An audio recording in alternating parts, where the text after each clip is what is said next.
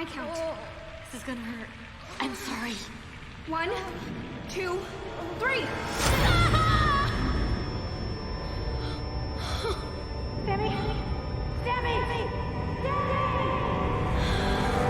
Camp Cretaceous is back with Season 3, and the entirety of Season 3 involves the kids trying to get off of Isla Nublar. Their first effort is having built a raft and finally being happy to make it off of the island. But their victory is very short-lived because not long after, they discover that waves are very powerful. Also, I'm loving the realism of Kenji's little sideburn growing out of control because they wouldn't have been able to shave when they were there. People's hair looking more greasy or fluffy than usual. That's very good attention to detail. Anyway, the waves start to get really rough, and then they see the real reason why a raft will not work in a situation like this. With the swells being too big, they try to hold the raft together, but unfortunately, it's not enough for them. Their flag gets torn off, and the wave ends up capsizing them. That's gotta be so freaking scary. People have drowned like that. Back on the island, they try to come up with another plan. I love watching the group just have fun with each other, even between when they're doing missions. It's never a dull moment, and I'm so addicted to the show because with every moment the characters are on screen, whether they're being awkward or flirting with each other, it's totally realistic. Seeing the different problems they have interacting or getting along with each other, like Brooklyn and Yaz, Ben and Darius, Sammy and Kenji, it's just really cool, and it makes me feel like I'm there with the group. Even as I was doing my chores around the house and watching this in one paw,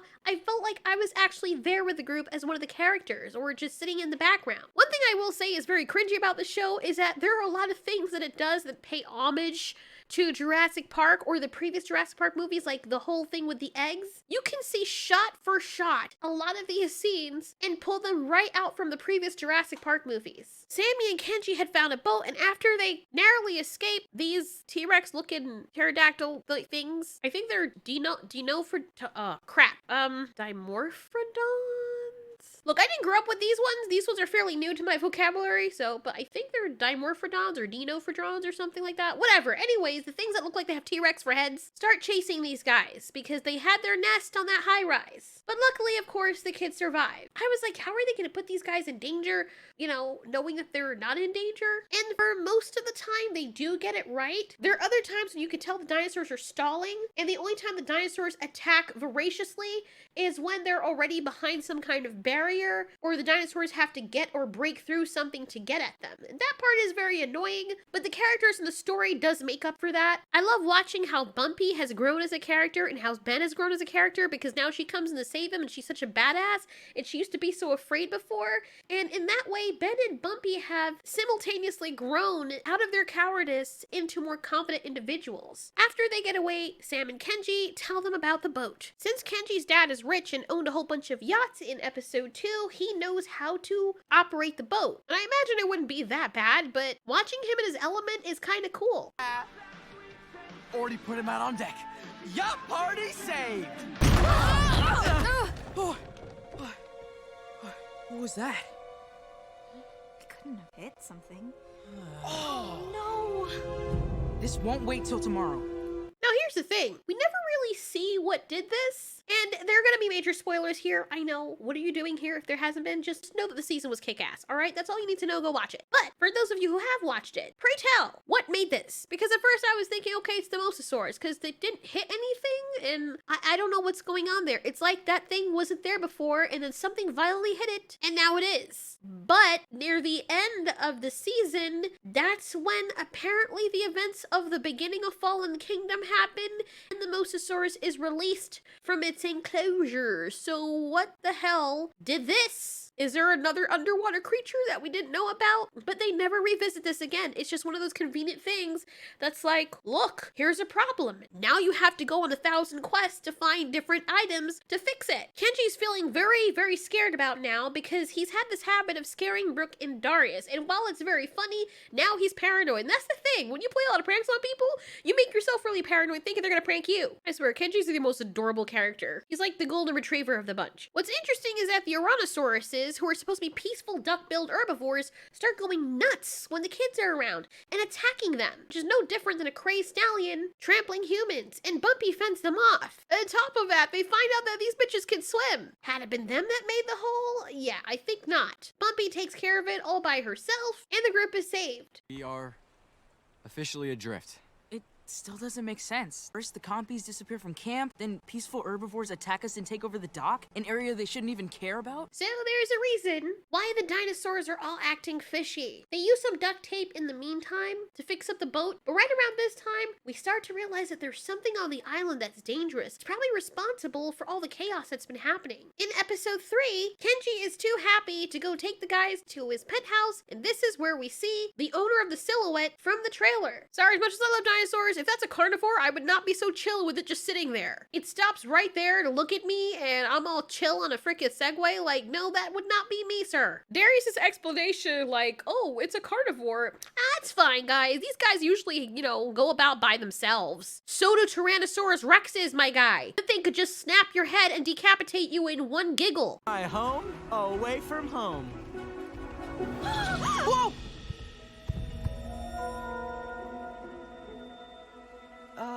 Darius? It's just a Monolophosaurus. They're loners. Pretty much keep to themselves. Then onward. Paradise awaits.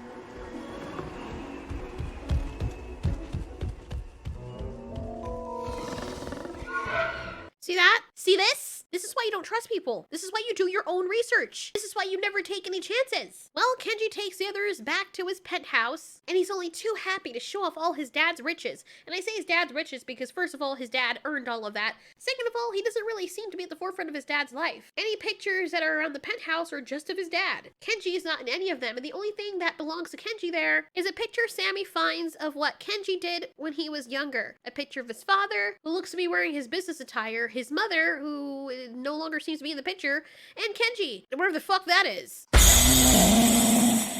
We have the rich experience why the mono dinosaurs are downstairs and find their way in through the vents. Ben notices that Bumpy is acting weird, and she never acts that way unless she's constipated or she's in danger or they're in danger. Bumpy actually saw these things go in, and she knows that Ben and her friends are in there, so she tries to warn them. I just love how Ben is now like the new Rambo of the group. The group quickly grows tired of Kenji showing off and saying how this was from this famous person and how rich he is and how rich his dad is. But I understand where Kenji was coming from because he was only trying to give them that experience and make them have fun. Used to belong to... Someone super fabulous. We know. This is scary because they didn't even know these dinosaurs were in the building. Now they have to run for their lives. Oh, the reason they came in here in the first place is to get some nautical stuff for the ship, boat, whatever it is, yacht. There's an elevator shaft scene. Kenji saves the group. They play musical chairs with the limos and some great establishing shots. I must say, the camera work for this is so good. The way that they do tension in Camp Cretaceous, ooh, mwah, A1, dude. It's so freaking good the way they do it. I am so impressed because you don't see a lot of kid-oriented stuff do this. And you actually feel like you're in there. You feel like you're there with the group as you're experiencing things. They get the compass and some other things they need, and Darius reassures Kenji that he doesn't need to show off for them to be impressed with him. They're already impressed with him just the way he is, even if he wasn't rich. Despite having the victory over having gotten extra stuff for the boat, they still have to wait. They still have to find a way to seal the boat. We see a camera shot of a drone going through the jungle only to be distracted by something important whizzing by it. And we find out it's that hybrid dinosaur. It's pretty clear because it looks like the Indominus Rex, but a smaller version. After they find a way to seal the boat, the seal has to be set on there for 48 hours. But of course, just like video games, you always have to have some other obstacle. Things can't just be easy. And they end up in the original Jurassic Park. One of the Compies had stole the compass. And we find that the Compies like very shiny things, and now they have to find a way to get the compass from the Compy nest. Meanwhile, Sammy enlists Brooklyn for help to get the information she needs about Engine. That's why she was sent there in the first place. She's worried that her family might get hurt if she doesn't have what the people asked her for. Plus, Brooklyn wants to find out what that hybrid was, but Brooklyn does make it very difficult. She tends to monopolize everything when she gets her hands on it, and I like that they show the weaknesses and strengths of the character so you know that they're not perfect, and they still have things they have to work through. This is where we see Blue. When the others are trying to get the compass, Blue is going around looking for some food, hunting from some Compies. You can see how stealthily Blue acts. She doesn't have a pack to bring down big game, and she can't necessarily take on things that she knows that she can't bring down by herself easily out of fear and risking injury. She doesn't see the humans yet, but you're wondering, is Blue gonna kill them? Which you know that some of them or one of them is going to end up being friends with Blue. But this very tense situation they're in, so Blue doesn't know where they are, it's actually done so well. Like I said, Camp Cretaceous does a great job job of displaying tension very, very well. After Blue makes her kill, she gets on out of there. But psych, turns out that they're not out of the woods yet. When Blue ends up chasing them, they get away in a Jeep that was abandoned, and it flips over, trapping Blue underneath. Darius feels bad about leaving her, especially now that the Compies are gathered around her, probably saying, "Yeah, bitch, you thought you got away? You killed my sister and my girl and my baby mama and her sister. You think you was free, bitch? Come closer and find out." "Don't go closer, Freddy. It's a trick." "Man, shut the fuck up." "Her breath smells like sex." I was thinking about doing the Compy Chronicles, but nah. They help Blue and chase away the Compies. After they work to get the car off of her, they try with all their might, and you're just hoping that when she gets free, she doesn't kill them all. But she's intelligent and such, so she'll understand that they tried to help her, and she'll leave them alone. You gonna learn today. Then when Darius walks up to her, she has this look on her face, same kind of look I have on my face. Because she and me are wondering, "Bitch, what are you doing?" "Hand." "The fuck?" That doesn't work out too well. Anyway, Sammy and Brooklyn find some videos, and that's when they see Dr. Wu's diary, or, what do you call it again? Documentation of E750, the hybrid that's running loose on this island. They end up getting scared to bits by this hybrid, and the scenes where the hybrid is stalking them is really scary. So panic-inducing that it makes you feel like you want to run just watching this. Not to mention, the thing has poisonous quills. So when Sammy realizes that she's hit with the quills, that's the closest any of them came to death. Well, with the exception of Ben. There's the power of friendship. Yes, dealing with almost losing Sammy right after having told her that they weren't best friends, which really isn't far from the truth. They may be best friends in the time being because they have to depend on each other, but after they go back to the real world, they'll never see each other again. We never get any explanations also for the Scorpius Rex. Like, aside from light and electricity being ethereal, why is this ugly ass looking toilet seat head thing so fascinated with fire? We know that it hunts via heat, so it's possible that whenever it detects heat, or if it sees something like fire, it becomes enthralled with it, almost transfixed, which conveniently gives the kids a time to run away, while the dinosaur's like, "What is that?" For some reason, this thing reminds me of that Nightcrawler thing in Primal. And this is one of the scenes that's just so annoying. The thing has them cornered, and has had them cornered for several occasions. But yet, when it finally has them dead to rights, instead of them leaping out of the way, they stay there screaming, and it just stays there waiting for them to activate their plot armor.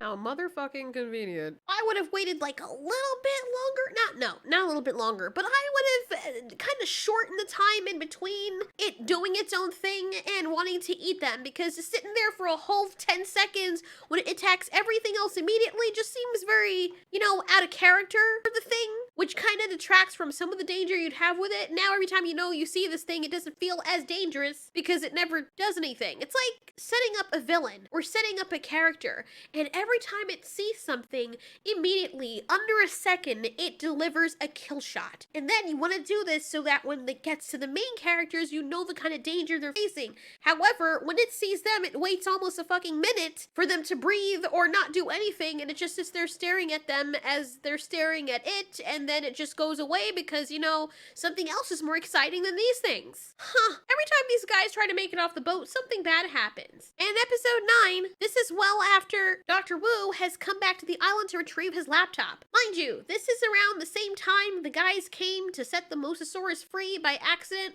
by getting the sample from the Indominus Rex. But Dr. Wu and his crew lost contact with those guys, so he doesn't know if they got the Indominus Rex sample. And if they didn't, then he has to go to his lab on the island to get his research so that he can figure out how to make the next hybrid. Dr. Wu doesn't seem to be evil in that he wants to hurt the kids, he just wants his research. And one of the mercenaries acts like a crazy psycho person. And Dr. Wu's like, "Dude, what are you doing?" And thanks to him, that guy was able to leave the kids alone. But before then, they took Dr. Wu's laptop in an attempt to wipe it and copy the research to try and put him in jail. They had captured Brooklyn when she gave the laptop to the others and told him to get away. Kenji gives the laptop back to Dr. Wu. Despite his friends having said not to give back the laptop, he went ahead without them because he didn't want to put Brooklyn's life in danger or gamble with her life. The others come through with the rest of the plan as they get Bumpy to get the rest of her herd to help sow chaos. The laptop gets destroyed, but it doesn't matter because Wu finds out that the others got the Indominus Rex sample. Oh yeah, Bumpy found her parents. Pretty sure that was her parents, since we saw 2 of the ankylosaurs rubbing up against some Bumpy. Okay, that sounded really bad. Like 2 of them were rubbing up, necking her. Okay, so wait.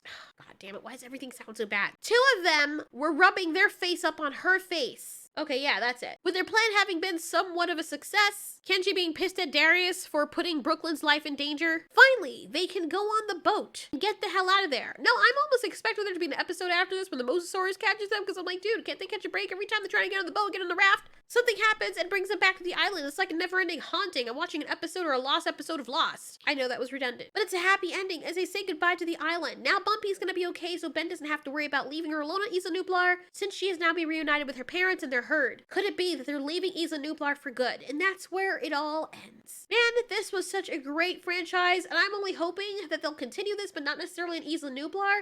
Then we get this thing, because you think it's all over, but no, it's not, because these kids are in their never-ending nightmare.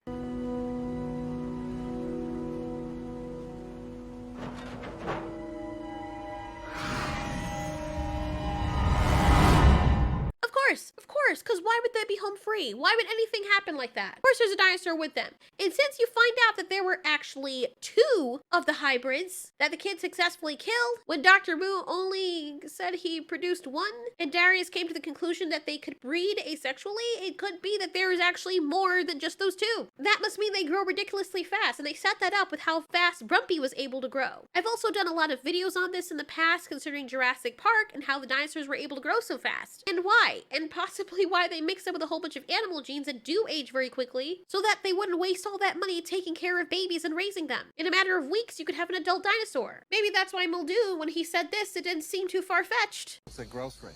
They're lethal at 8 months, and I do mean lethal. 8 months. Lethal. Which probably means they're near adults at 8 months. But we're talking about Bumpy growing in a matter of freaking weeks. Well, it says they've been on the island for 6 months, so Ben could have been on the island by himself before the others found him for about a month or 2.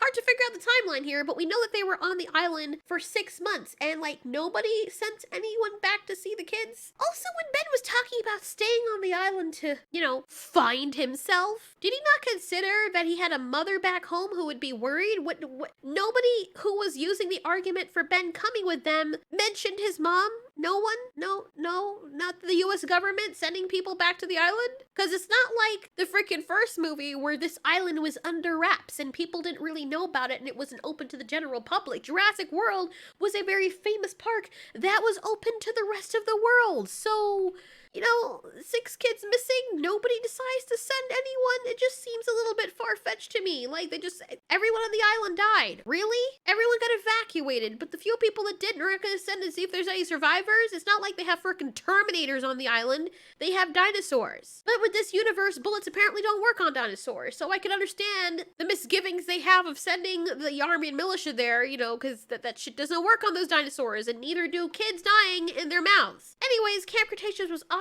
I absolutely loved it. I don't know if there's going to be another episode. Apparently there could be, but I don't know if it might be happening after Jurassic World Dominion.